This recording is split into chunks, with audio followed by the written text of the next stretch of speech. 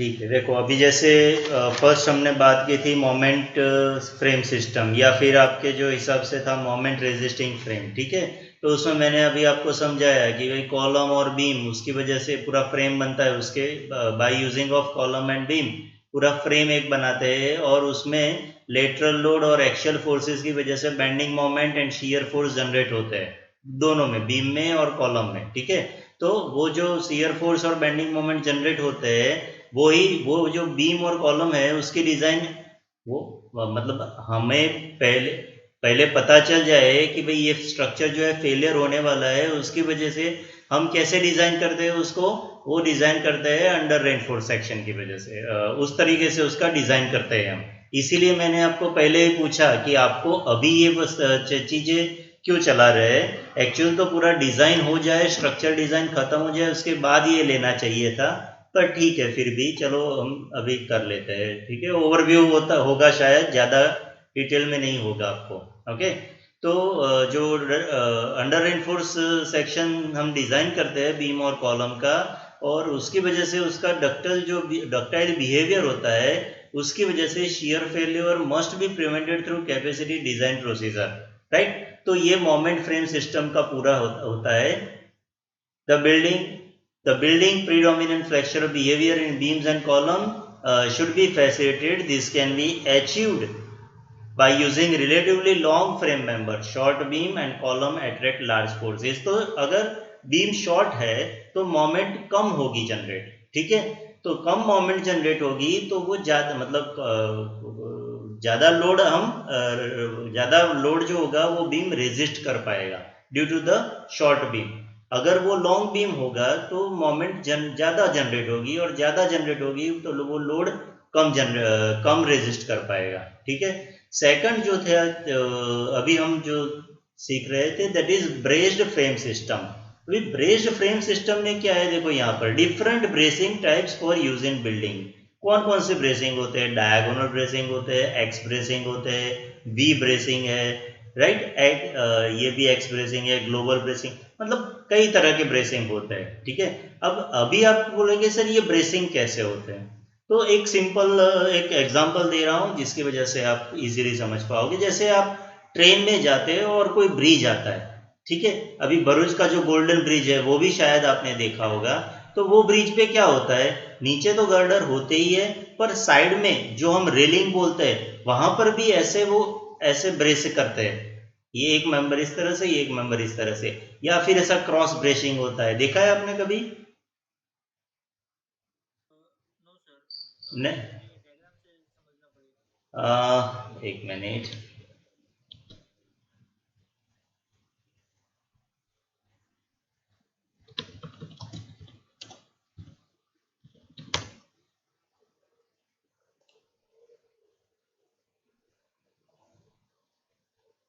देखो जैसे सपोज ये ब्रिज मैं एक ले रहा हूँ, इसमें इजीली समझो, देखो ये है, ये देखो, ये ब्रेसिंग किया हुआ है यहाँ पर, ये ऐसा।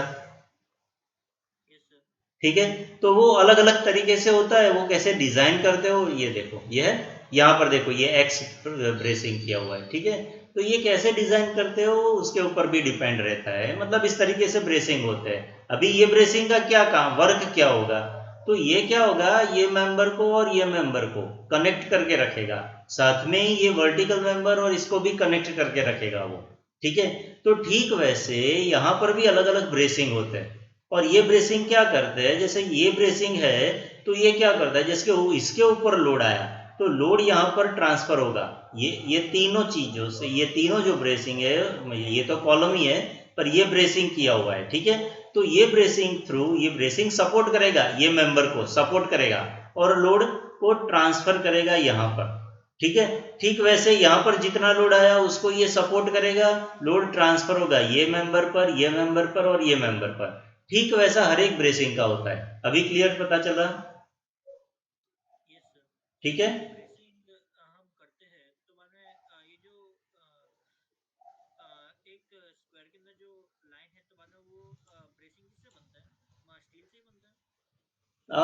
वो डिपेंड होता है, जैसे मैंने आपको पहले भी समझाया कि जो पूरा एक बिल्डिंग होता है, जैसे आरसीसी का स्ट्रक्चर है, स्टील स्ट्रक्चर में तो अभी ये हमने देखा, स्टील स्ट्रक्चर में तो ये पूरा स्टील मेंबर होता है। पर अगर आरसीसी का स्ट्रक्चर है तो आरसीसी के स्ट्रक्चर में मैंने क्या बताया आपको कि भाई कॉलम फाउंडेशन से जो खड़ा किया आपने एक कॉलम, ठीक है, उसको मैं प्लिंथ बीम से ब्रेस करूंगा, मतलब पूरा एक बीम बनाएंगे, कॉलम उसके साथ एक प्लिंथ बीम आया। फिर जैसे आगे गया तो जो विंडो होते हैं उसका सील लेवल होता है, तो वहां पर भी एक छोटा सा बीम होता है, फिर लिंटर लेवल पर उसका एक छोटा सा बीम होता है, ऐसे जब स्लैब लेवल आता है तो बीम होता है, स्लैब बीम होता है। तो ऐसे कई तरीके से बीम से उसको हम ब्रेसिंग करते हैं। पता चल रहा है अभी? हाँ, तो आरसीसी जो स्ट्रक्चर होता है उसको आरसीसी स्ट्रक्चर से ब्रेस करते हैं, स्टील स्ट्रक्चर होता है उसको स्टील स्ट्रक्चर से। कंबाइंड भी हो सकता है, आरसीसी स्ट्रक्चर और स्टील स्ट्रक्चर कंबाइंड भी हो सकता है, पर ऐसे बहुत कम केसेस होते हैं। क्लियर शेयर लो? हेलो?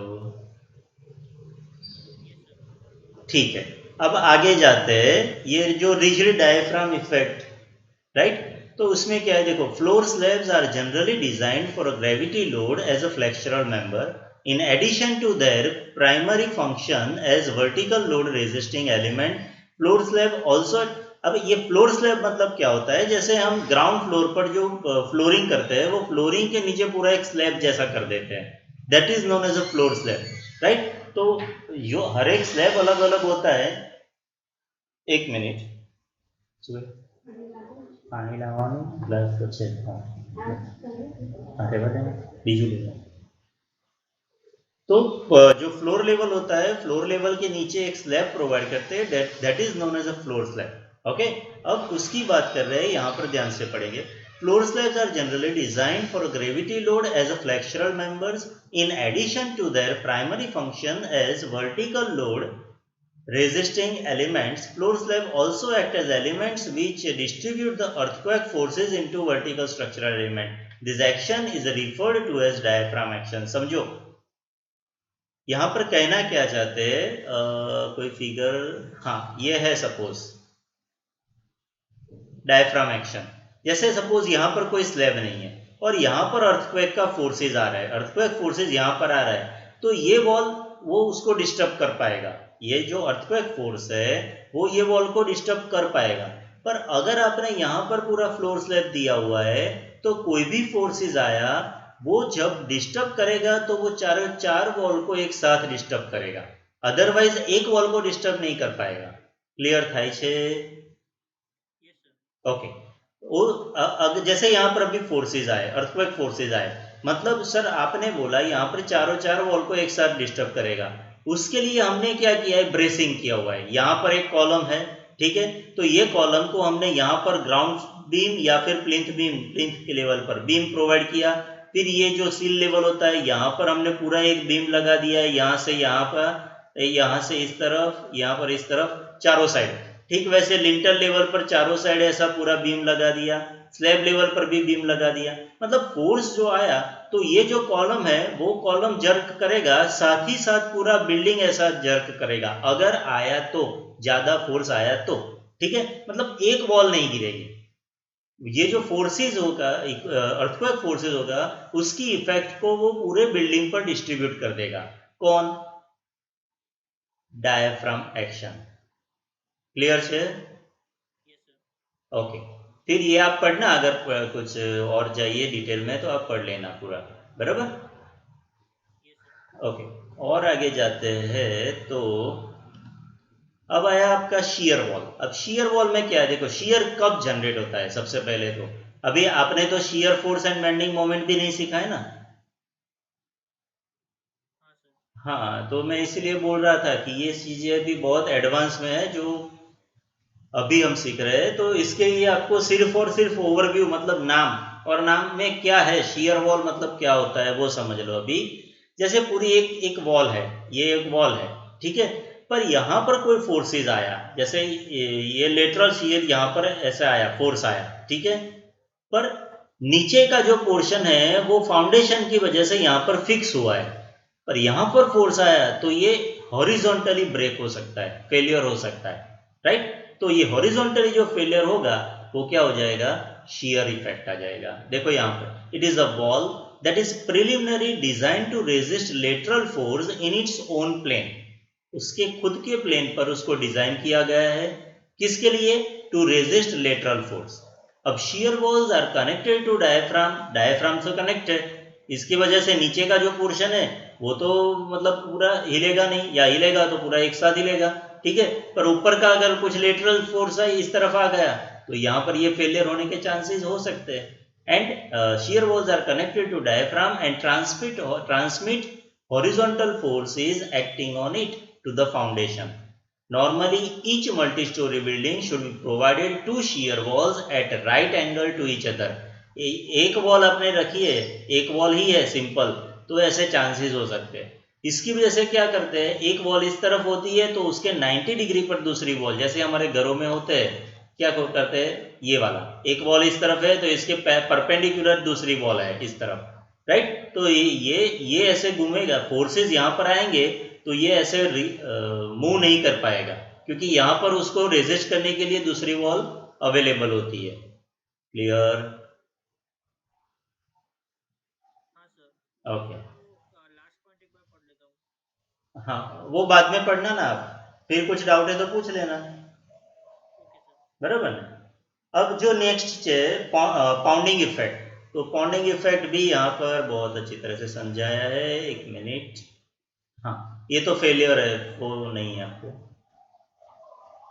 हाँ, अब पॉन्डिंग में क्या है देखो, when two building are too close to each other, दो बिल्डिंग है एक दूसरे के बेहद करीब है, they may pound on each other during strong shaking. अगर यहाँ पर अर्थक्वेक आया तो जैसे नहीं होता है कि सपोज ये बिल्डिंग गिर रहा है तो इसका लोड इसके ऊपर आएगा तो ये बिल्डिंग को भी कोलैप्स हो सकता है, चांसेस हो सकते हैं. या फिर फायर अगर यहाँ पर होता है तो यहाँ पर भी फायर होने के चांसेस होते हैं. तो अगर यहाँ पर कोई फायर इफेक्ट हुई है तो यहाँ के बिल्डिंग भी पूरी खाली करवा देते हैं, ठीक है. तो वही फंडा होता है इसमें भी. When two building are too close to each other, they may pound on each other during strong shaking. With increase in building height, this collision can be greater problem when building height do not match the roof. अभी देखो इसमें इसकी height और इसकी height अलग है, ठीक है. अगर सर ये हाइट और ये हाइट सेम होती तो फिर पाउंडिंग इफेक्ट कम हो जाएगी. कैसे? जैसे ये स्लैब है, ठीक है, तो ये लेटरल लोड की वजह से इस तरफ से मूव करेगा.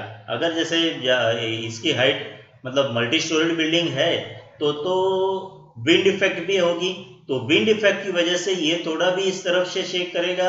तो ये जो होता है हॉरिजॉन्टल अपना मेंबर है वो ये वर्टिकल मेंबर मतलब कॉलम से टकरा सकता है, ठीक है. अगर कुछ ऐसा होता है तो यहाँ पर फेलियर होने के चांसेस होते हैं, राइट. तो ये इफेक्ट यहाँ पर भी जनरेट हो सकती है. तो with increase in building height this collision can be greater problem. Height अगर बिल्डिंग की ज्यादा है तो कोलिजन के प्रॉब्लम ज्यादा होगी, ग्रेटर प्रॉब्लम है. When building height do not match, the roof of the shorter building may pound at the mid height of the column. मैंने अभी बोला इसका स्लैब जो है इसके कॉलम पर टकरा सकता है, ठीक है. Taller building, this can be very dangerous. Damage due to ponding may be minimized by providing proper separation between the buildings or by aligning floor of adjacent building. और इसी की वजह से आपको अगर पता है तो अपने कॉरपोरेशन में भी जैसे हम प्लान पास करवाते हैं तो वहां पर भी ये दो बिल्डिंग के बीच में कुछ स्पेस रखते हैं, राइट. क्यों वो स्पेस क्यों रखते हैं? तो ऐसे ही जो हैजार्डस प्रॉब्लम्स है उसकी वजह से ही रखते हैं कि ऐसा कुछ ना हो जाए, या अगर कुछ फायर वायर है तो यहाँ पर वो अपने जो गाड़ियां है वो भी जा सकती है यहाँ पर. अगर आपने वो मिनिमम रखा है या फिर बहुत ही क्लोजली स्पेस रखा है तो फिर वो प्रॉब्लम्स जनरेट हो सकते हैं. क्लियर छे पॉन्डिंग इफेक्ट. ओके, नेक्स्ट जो है स्टोरी ड्रिफ्ट. स्टोरी ड्रिफ्ट में क्या है? When a building is subjected to earthquake force the floors are deflected laterally. Floor जो होते हैं वो लेटरली डिफ्लेक्ट करेंगे, लेटरली मतलब horizontally. The drift in a story is computed as a difference of deflection of the floor at the top and bottom of the story under consideration. अभी यहाँ पर figure नहीं है, इसमें क्या होता है समझो. सपोज 10th फ्लोर वाली बिल्डिंग है, ठीक है. जैसे सॉफ्ट स्टोरीज आपका जो टॉपिक था ना उसी का पॉइंट है ये. अभी 10th फ्लोर वाली बिल्डिंग है, तो अर्थक्वेक फोर्स इफेक्ट होता है, तो जो 10th फ्लोर है उस पे और जो फर्स्ट फ्लोर है उस पे चेंज रहेगा। इफेक्ट जो होगी वो 10th फ्लोर पर आपको ज्यादा इफेक्ट महसूस होगी और फर्स्ट फ्लोर पर इतनी इफेक्ट महसूस नहीं होगी। पता चल रहा है मैं क्या बोल रहा हूँ? ओके, तो वो जो 10th वाला फ्लोर है उसका डिफ्लेक्शन कुछ ज्यादा होगा, जबकि फर्स्ट फ्लोर जो है उसका डिफ्लेक्शन बहुत ही कम होगा। और इसी की वजह से जैसे हम अभी अगर टेनामेंट्स में रहते हैं और कोई बंदा अगर मल्टी स्टोरेड बिल्डिंग में 8th या 9th या उसके उसे भी ज्यादा फ्लोर पर रहता है, तो जैसे छोटा सा भी ऐसा अर्थक्वेक आता है 4 का या 3 का, तो भी उसको महसूस होता है वहां पर और हमें तो पता भी नहीं चलता है, राइट, क्योंकि हम ग्राउंड फ्लोर पर होते हैं तो डिफ्लेक्शन कम रहता है। पर वो जो टॉप फ्लोर पर होता है या कुछ मतलब हाइट पर होता है उसको डिफ्लेक्शन ज्यादा महसूस होता है, राइट। तो the total drift in any storey is the sum of share, ये अभी क्या है, ये पूरा फॉर्मूला बेस जाएगा, तो ये आपको जरूरत नहीं है। हाँ, आपको इतना पता होना चाहिए कि सर सॉफ्ट स्टोरीज क्या होता है। क्लियर से आप लोग?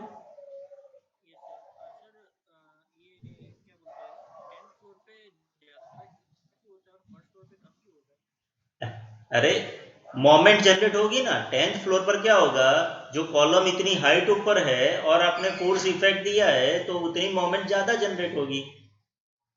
जैसे स्विमिंग पूल है, स्विमिंग पूल के ऊपर वो जो पूरा पाटिया रहता है थोड़ी हाइट ऊपर, राइट, तो जैसे आप उसके एंड ऊपर जाते हो तो मोमेंट ज्यादा जनरेट होगी, राइट। पर अगर आप उसके एंड पर नहीं जाते और बीच में कहीं होते तो मोमेंट कम जनरेट होती है, तो ठीक वैसा फंडा इसमें होता है।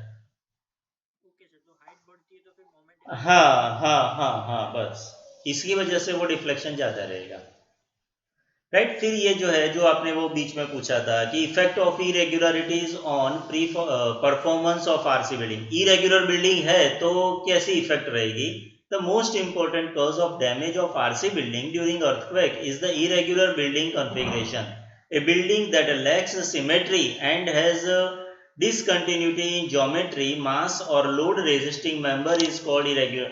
हाँ, मतलब इरेग्युलर बिल्डिंग किसको बोल सकते हैं, या तो फिर वो ज्योमेट्री वाइज इरेग्युलर है या फिर मास वाइज, राइट। ऐसा नहीं है कि भाई कोई बिल्डिंग है उसकी, मतलब बिल्डिंग का आप अगर सेंटर फाइंड करोगे तो सेंटर की कोई एक साइड पर ज्यादा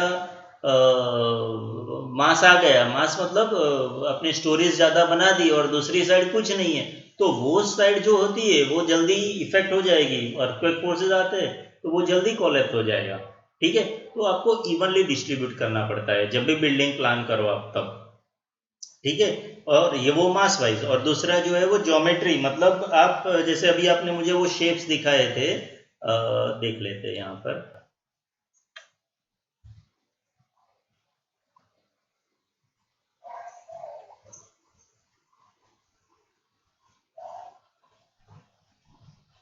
वो अलग अलग शेप्स थे ना।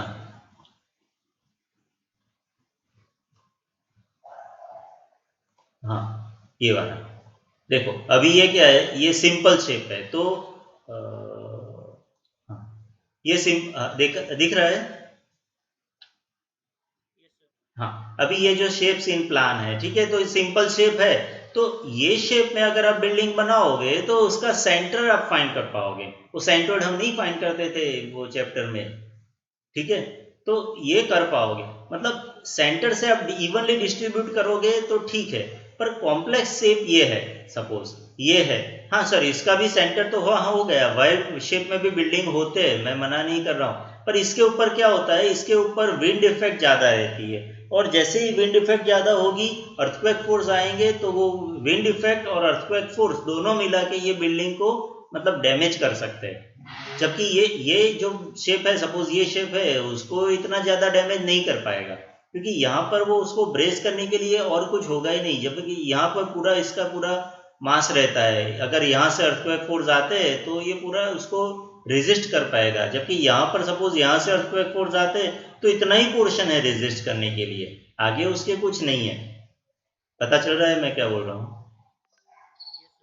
ठीक है। तो ये मतलब डिफरेंट शेप्स जो होते हैं, अब ये ठीक जैसे अभी वो प्लान में देखा था, ठीक वैसे ये भी क्या है, शियर शेप्स इन एलिवेशन। मतलब एलिवेशन में आप इस तरह से एलिवेशन है तो वो विंड इफेक्ट को रेजिस्ट कर पाएगा। पर जैसे ये है तो अभी यहाँ पर क्या होता है, ये देख लो आप, यहाँ पर क्या होता है कि एक तो टॉप फ्लोर पर जैसे जाएंगे विंड इफेक्ट ज्यादा रहेगी, ठीक है, और यहाँ पर आपने मास भी ज्यादा बढ़ा दिया है, तो ये इजीली कोलैप्स होने के चांसेस होते हैं, राइट। और उसके ऊपर भी अगर अर्थक्वेक फोर्स आ गया तो ये तो ऐसे ही गिर जाएगा। ओके। अब ये शेप ले लो, ये शेप में क्या होता है, यहाँ पर नीचे कम है और यहाँ पर ज्यादा मासेस है, तो मास डिस्ट्रीब्यूशन इवनली नहीं है। ओके, तो इसीलिए इसको कॉम्प्लेक्स बोला गया है। पर ये भी हम डिजाइन कर सकते हैं, मैं ऐसा नहीं बोल रहा हूँ कि इसको नहीं डिजाइन कर सकते, कर सकते हैं, पर उसका पूरा कैलकुलेशन सही ढंग से करना पड़ता है। क्लियर?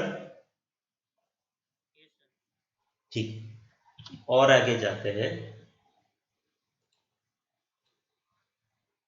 हाँ, तो irregularities in building are of two types, vertical irregularities and horizontal. तो आपको जो स्लाइड में दिया था, हॉरिजॉन्टल मतलब प्लान वाइज और वर्टिकल मतलब एलिवेशन वाइज। ओके, तो ये हो रहा है आपका, यहाँ पर भी है, ये दूसरा है, हाँ उसी का है फंडा, आपको अगर पढ़ना है तो पढ़ सकते हो। अच्छा, दूसरा ये फ्लोटिंग कॉलम, अभी फ्लोटिंग कॉलम इसमें नहीं था पर थोड़ा समझाने के लिए, फ्लोटिंग कॉलम मतलब क्या होता है, जैसे सपोज यहाँ पर मैंने 3 कॉलम लिए, उसके ऊपर से बिल्डिंग बनाया, मतलब यहाँ पर स्लैब बना दिया, पर अभी यहाँ पर एक्स्ट्रा मुझे मुझे पूरा इतना पोर्शन मुझे एक्सपांड करना है, ठीक है, उसको आगे खींचना है, तो कॉलम चाहिए, तो कॉलम हम क्या करेंगे, स्लैब के ऊपर से, मतलब ये बीम है तो बीम के ऊपर से मैंने कॉलम ले लिया, ठीक है, पर ये बीम के ऊपर से कॉलम लिया तो यहां पर मोमेंट जनरेट होगी, मतलब ये पूरा जो जॉइंट होता है ना ये वीक हो जाता है, क्योंकि यहां पर मोमेंट ज्यादा जनरेट हो जाएगी, राइट। तो ये फ्लोटिंग कॉलम होता है, कॉलम के ऊपर कॉलम होता है, दैट इज नोन एज, वो सिंपल कॉलम होता है, राइट। पर ये जो कॉलम आपने यहाँ पर ये कॉलम है, उसके ऊपर से यहां से कॉलम लिया तो इसको हम फ्लोटिंग कॉलम नहीं बोल सकते, पर यहाँ पर नीचे कोई कॉलम नहीं था तो this is known as a floating column. Clear છે? ओके, આગળ જઈશું પાછા। अभी देखो ये मास इरेग्युलरिटीज है, अभी मैंने बताया आपको वर्टिकल ज्योमेट्री इरेग्युलरिटीज, अभी जो शेप आपको स्लाइड में थे वही शेप यहाँ पर है और कुछ नहीं है। हॉरिजॉन्टल इरेग्युलरिटी, हॉरिजॉन्टल में भी यही था, एसिमेट्रिकल प्लान शेप, री एंट्रेंट corners, cut out, non parallel systems, यही शेप थे सारे, देखो है। वाई मैंने अभी समझाया था, वाई में ये भी समझाया था आपको। Hello, okay. हाँ, मेन अभी है शॉर्ट कॉलम इफेक्ट, वो था ना, शॉर्ट कॉलम था ना, आपने पूछा था, हाँ हाँ शॉर्ट कॉलम है। तो शॉर्ट कॉलम इफेक्ट में क्या है, देखो, during past earthquake, RC frame, RC मतलब reinforced concrete frame buildings that have column of different heights within one story, एक ही स्टोरी के अंदर, समझ लो एक ही स्टोरी, स्टोरी मतलब एक फ्लोर, एक फ्लोर के अंदर डिफरेंट हाइट्स के column, okay, suffered more damage in the shorter column as compare to taller column. समझ रहे हो क्या बोल रहे हैं, एक फ्लोर के अंदर डिफरेंट हाइट के कॉलम अगर आपने प्रोवाइड किए हैं तो जो शॉर्ट कॉलम है उसको ज्यादा सफर करना पड़ता है as compare to taller column, right. अब ये कैसे पता, ऐसा कैसा, तो सपोज ये है, देखो यहां पर ये टॉल कॉलम है और ये शॉर्ट कॉलम है, ठीक है, तो जैसे ही अर्थक्वेक फोर्स आएगा तो ये पहला फेलियर होने का चांसेस होता है, तो ये बिल्डिंग ऐसा झुक जाएगा, ऐसा। हेलो, पता चल रहा है? हाँ, यहाँ पर भी है, देखो कॉलम इफेक्ट, टॉल कॉलम और ये शॉर्ट कॉलम। अब टॉल कॉलम में क्या होता है, यहां से अर्थक्वेक फोर्स इस तरफ आ रहा है, बिल्डिंग इस तरफ झुक रहा है, ऑपोजिट ही जाएगा ना, फोर्स इस तरफ जाएगा तो बिल्डिंग ऐसे झुकेगा, राइट। तो ये ऐसा इफेक्ट आ रहा है, यहाँ पर बकलिंग इफेक्ट हो रहा है, कॉलम होता है उसमें बकलिंग होता है, बीम होता है उसमें बेंडिंग होता है, ठीक है, तो यहाँ पर बकलिंग इफेक्ट आएगा, ठीक है। पर शॉर्ट कॉलम होता है उसमें उसकी हाइट ही इतनी ज्यादा नहीं होती है कि वो बकल कर पाएगा, तो वो तुरंत फेल हो जाएगा, यहां से ऐसे गया जाएगा तो ये तुरंत गिर जाएगा, इसीलिए जो शॉर्टर कॉलम होता है that is it will be more damage as compare to taller column. Clear? Okay. और डिटेल में मत जाना क्योंकि वाइवा में इतना पूछेंगे भी नहीं आपको। यहाँ पर भी फिगर है, अगर आपको समझनी है तो फिगर्स अवेलेबल है। ये देखो शॉर्ट कॉलम है, यहाँ पर एक फिगर और भी है, ये वाला देखो कॉलम डैमेज। ठीक है, तो ये ऐसा क्या कॉलम डैमेज हो पाएगा। यहाँ पर क्या होगा, पार्ट ऑफ कॉलम कंस्ट्रेंट, क्यों, यहाँ पर इसके साथ ये फिक्स हुआ है पर इतना पोर्शन फ्री था तो बकलिंग इफेक्ट हुआ, पर ज्यादा लेंथ नहीं थी तो वो तुरंत फेलियर हो गया। ऐसा ये पूरा फेलियर हो सकता है, ऐसा होता है। ये देखो डैमेज, डैमेज एक्सपेक्टेड, यहाँ पर भी शॉर्ट कॉलम है तो ये डैमेज ज्यादा होने के चांसेस है। ये लॉन्ग कॉलम है इसलिए यहाँ पर इतने, हाँ फिर ऐसा है, ऐसा नहीं कि भाई सर तो भाई हर एक जगह पर हम long column provide, long column मतलब स्टैंडर्ड लेंथ उसकी 3 मीटर तक की होती है, that is fair enough. Okay, फिर उससे ज्यादा करोगे तो वो भी फेलियर होने के चांसेस होते हैं। क्लियर छे? क्या, किस में? बीम में बेंडिंग होता है, बीम बीम होता है ना उसमें बेंडिंग होता है। वो अभी चैप्टर आपको बाकी है, पूरा वो स्ट्रक्चर ही आपको नहीं कराया है और उसके पहले ही आपको इस पे ले लिया है उन्होंने। ये यहाँ पर भी एक था बीम का, एक मिनट मैं दिखा देता हूँ। ये रहा देखो, ये बीम फेलियर होता है बीम फेलियर में ये देखो नीचे का ये फेलियर हो जाता है। ठीक है, इसमें क्या होता है, बेंडिंग, बैंड होता है, बैंड। ये कॉलम में बकल होता है, बीम में बैंड होता है, तो ये बेंडिंग फेलियर हो जाता है ऐसा। क्लियर?